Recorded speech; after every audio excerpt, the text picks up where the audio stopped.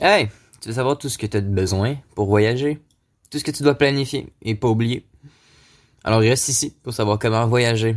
Je vais sûrement te parler de ce qu'il te faut et de ce que tu dois planifier pour t'offrir un vrai voyage. Premièrement, pour voyager, il te faut des papiers. Mais quel genre de papier justement? Ben, ça dépend. Il existe plusieurs documents de voyage permis. Tout dépend de ta destination de voyage. Par exemple, il y a la carte Nexus, une carte qui permet de passer plus rapidement et régulièrement les frontières pour se rendre aux États-Unis. Cette carte est utile pour ceux qui savent vouloir voyager souvent aux États-Unis, mettons, que ce soit pour travail ou pour d'autres affaires. Elle offre un passage plus rapide dans la douane et d'éviter les longues files d'attente. Tu sais, celles qui sont longues, là. Chaque membre de la famille a besoin de sa propre carte, puis elle est payante pour les adultes, mais pas pour les enfants. Pour revenir sur les documents.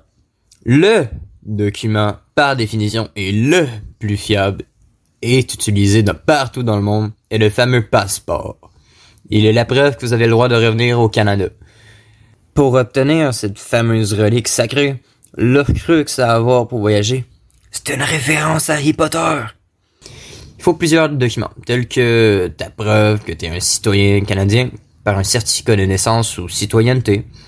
Il faut aussi un document qui confirme votre identité, 2 photos de passeport que tu peux obtenir très facilement dans des pharmacies, Costco, Walmart, par un photographe commercial ou vraiment un peu partout.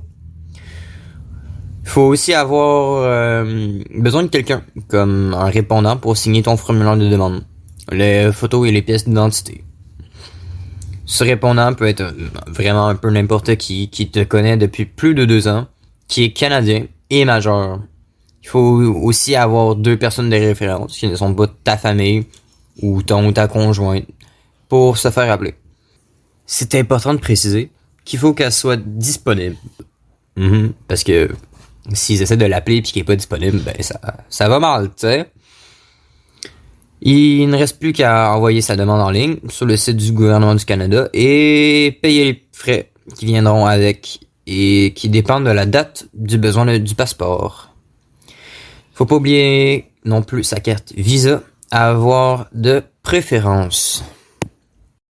Deuxièmement, pour voyager, il faut aussi très fortement planifier ton voyage et tes dépenses. Eh oui, qui le cru. Si tu veux pas débarquer à l'improviste et te retrouver dans des situations dignes d'un film hollywoodien tel que Hangover, faut penser à plein de choses d'avance. Que ce soit le voyage lui-même, les transports divers tels que métro, taxi, bus ou location de voiture, l'hébergement si tu veux pas te retrouver à la rue, les repas, activités, l'assurance voyage, les vaccins ou médicaments, les choses à acheter telles que des vêtements, ou divers souvenirs, parce que c'est le fun d'avoir des souvenirs. Et évidemment, les cadeaux pour la famille. Tous ces éléments sont à prendre en considération pour prévoir un budget, dépendamment de tes économies et de ce que tu peux te permettre de dépenser. Ton budget est important et parfois mettre un peu d'argent de côté pour les imprévus peut te sauver la vie. Faut aussi vérifier avec la compagnie d'avion et la classe que tu vas prendre pour ton voyage, le poids maximum et les dimensions maximum de tes valises. Les valises sont importantes, surtout pour infiltrer illégalement ton chat, illégalement à travers l'avion. Alors, vérifie avec ton avion pour qu'ils peuvent bel et bien prendre tes bagages et pas que tu te retrouves sans bagages là-bas. Et ben voilà, maintenant tu sais ce que tu as besoin pour voyager. Un passeport, peut-être une carte Nexus, mais surtout les documents. Il faut aussi planifier un bon budget et justement ne pas infiltrer ou peut-être infiltrer son chat illégalement, mais ça regarde juste vous. Hey, bonne journée pour de vrai. Bye!